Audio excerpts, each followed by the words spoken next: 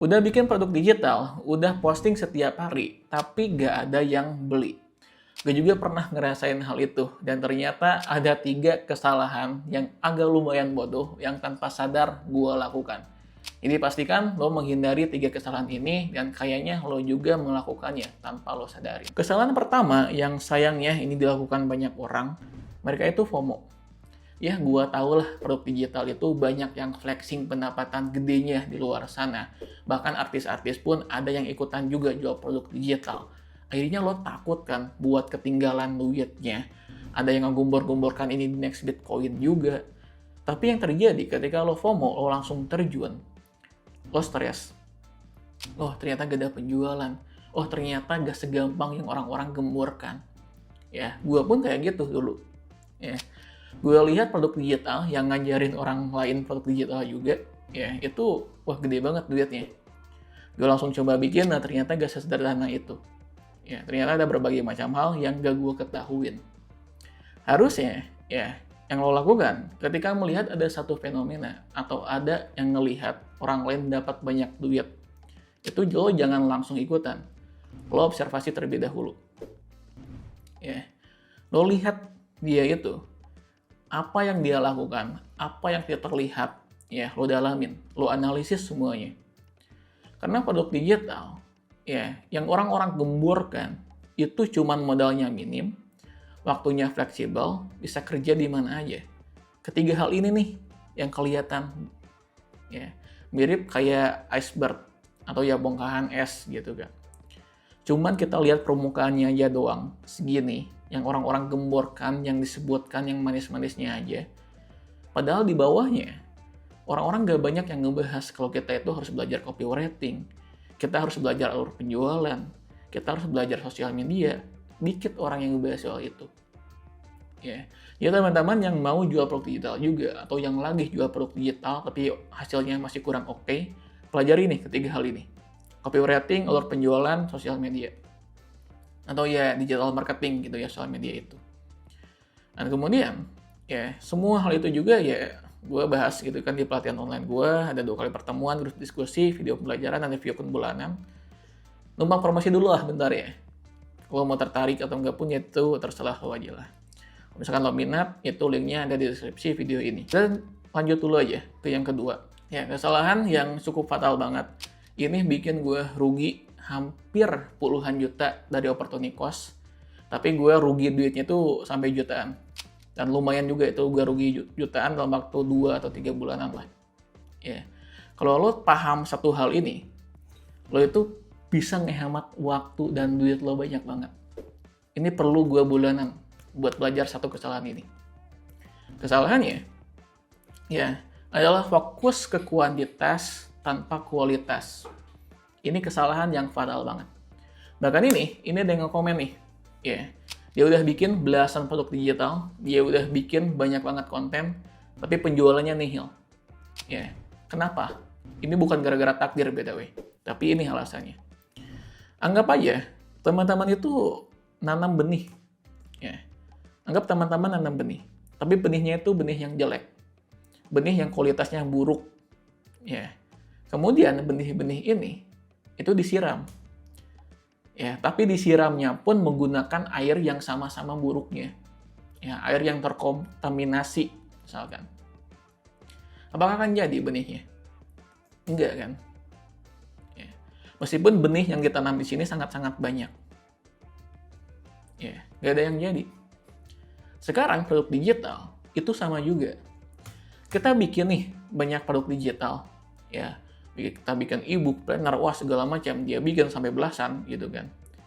Tapi pada jelek. Gitu ya. Kemudian kita siram nih. Ya, di sini kita siramnya pakai konten gitu kan. Kita arahin traffic di sana. Tapi kontennya sama-sama jeleknya. Bakal akan jadi ya enggak, sama kayak yang tanaman yang tadi. Gitu kan. Kalau mati. Ini pun kesalahan yang gue lakukan. Ya. Gue ngeluarin waktu berbulan-bulan buat bikin banyak produk digital yang waktu itu kualitasnya jelek. Susah ada penjualannya. Ya. Jadi di zaman sekarang, yang dimana produk digital semakin ketat persaingannya, saran gue dan yang menurut gue paling wise, paling bagus untuk dilakukan, Kita fokus dulu kepada satu produk digital. Ya. Jadi kita jauh lebih baik punya satu benih, punya satu produk digital yang bagus banget kualitasnya, yang kita rawat, yang kita ya promosikan sepenuh hati gitu kan. Dengan baik dan dengan benar. Dan ya, satu produk digital itu ya bakal menghasilkan banyak duit.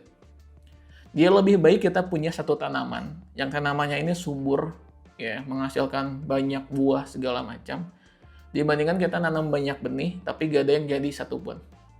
Ya, produk digital juga sama. Kita lebih baik punya satu produk digital yang ngehasilin kita 20 juta sebulan, daripada kita bikin 11 produk digital yang gak ada penjualan sama sekali bahkan, atau cuman ngehasilin per produknya 100 ribu doang. Ya, kayak gitu.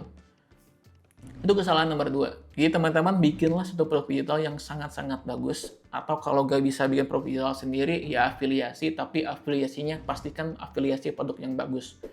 Gue pun di masa mendatang mau ngasih produk afiliasi juga. Karena emang lumayan sulit buat menemukan produk afiliasi yang bagus. Nanti bakal gue sediakan, bakal gue kasih update-nya di channel ini. Bisa subscribe dulu aja. Dan konten sosial medianya pun, itu jangan langsung banyak.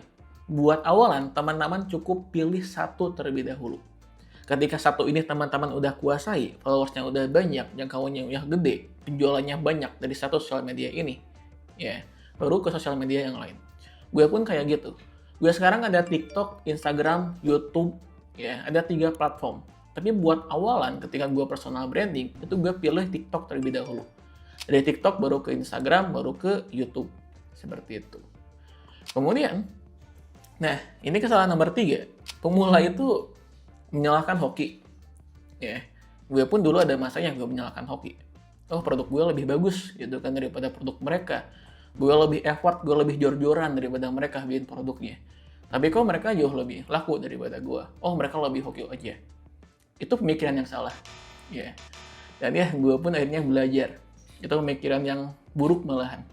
Yang bisa bikin kita itu down. Padahal nih, misalkan teman-teman udah nge-upload 200 konten bikin 15 produk digital, tapi cuman dapat capeknya aja.